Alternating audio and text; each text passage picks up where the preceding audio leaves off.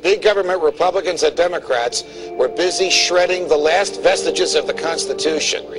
They're talking about inserting the Army into domestic law enforcement. Senator Lindsey Graham, who supports this bill, says, quote, "The homeland is part of the battlefield, and people can be held without trial, whether an American citizen or not."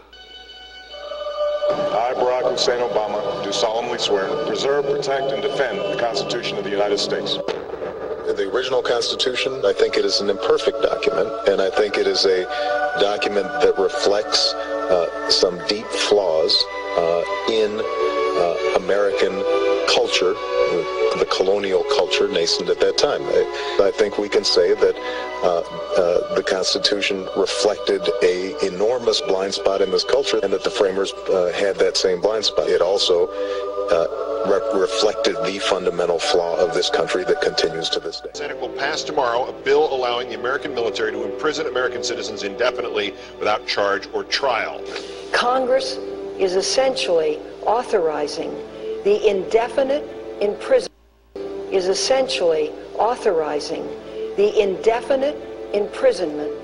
of American citizens without charge or trial. I think that denigrates the very foundation of this country. It denigrates the Bill of Rights. It denigrates what our founders intended. How bad is this? It's quite frankly absurd, Keith. I mean, here we are 10 years after 9/11, in the wake of the demise of Osama bin Laden, the only leader that Al-Qaeda has ever known, and we're passing a provision that would codify the indefinite detention without trial of suspected enemies of the state. And that includes, as you mentioned, American citizens apprehended here on U.S. soil. We have not codified indefinite detention without trial since the McCarthy era. That's how extreme this is. And the most amazing thing is that it's not necessary. Charles Dyer. I'm an oath keeper. I'm with 1st Light Armored Reconnaissance Battalion out of Camp Pendleton, California. I absolutely could not, I can't imagine that we're living in the times where I have to worry about having to confiscate the weapons from the American people. Is that freedom? It's absolutely not freedom. That I have to worry that we're going to quarantine a city for the purposes of keeping them in there hostage, like Katrina? Absolutely not. That's not freedom in any way that you can think of it. I'm almost speechless whenever I try to talk about this, because I can't imagine that we're living in this kind of time. It really bothers me. Absolutely. I saw a tremendous pattern of the growth of the infrastructure of a totalitarian state in the last 8 years post 9/11. I mean, it's been going on for decades. We've seen for decades encroachments on our liberties, and then a crisis would come along, and then all of a sudden they had a chance to get their policies passed they've been wanting to pass for a long time. In February 1933, Hitler staged a false flag attack, burning down his own German parliament building, the Reichstag, and blamed it on communist terrorists. In the next few weeks, he passed the Enabling Act, which completely eradicated the German Constitution, destroying people's liberties.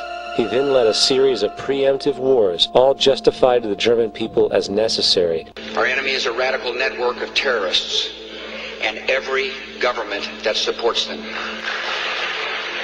Well, that's exactly what happened to a woman and her children in Granville County. Amanda Lamb is in the newsroom joining us now. And Amanda, we understand that because this case falls under the Patriot Act, a lot of the usual rights for defendants not available here. Her son was taken into federal custody 2 months ago. She can't get him out, and she can't get any answers. 16-year-old Ashton Lundeby's bedroom is nothing if not patriotic. American flags everywhere. But according to the United States government, this 10th grader, who has never been in trouble with the law before, is now a suspected terrorist. My topic for this evening is assassinations.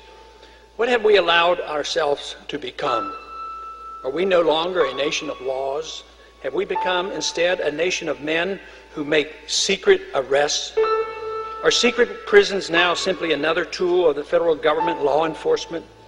Is secret rendition of individuals now permitted out of misplaced fear? Have we decided that the writ of habeas corpus is not worth defending? Is torture now an acceptable tool for making us safe? Unfortunately, the single answer to all of these questions from the leaders of our country and to many of our citizens appears to be yes.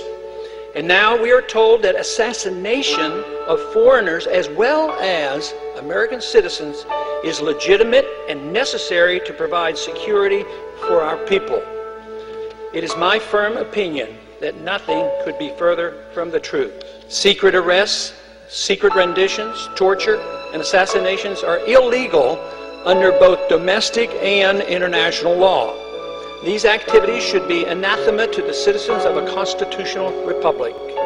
The real threat doesn't arise from our failure to torture, rather desensitizing our nation to the willful neglect and sacrifice of our civil liberties fought and died for over the centuries is the threat. The concept of habeas corpus existed even before King John of England was forced in 1215 by his rebellious barons to sign the Magna Carta. This basic principle and expression of individual liberty, which has survived 800 years, greatly influenced the writing of our Constitution and our common law heritage. Today, we hardly hear a whimper, either from the American people or a stone silent U.S. government as our cherished liberties are eradicated. Instead, we have a government that deliberately orchestrates needless fear and makes people insecure enough to ignore the reality of their lost liberties.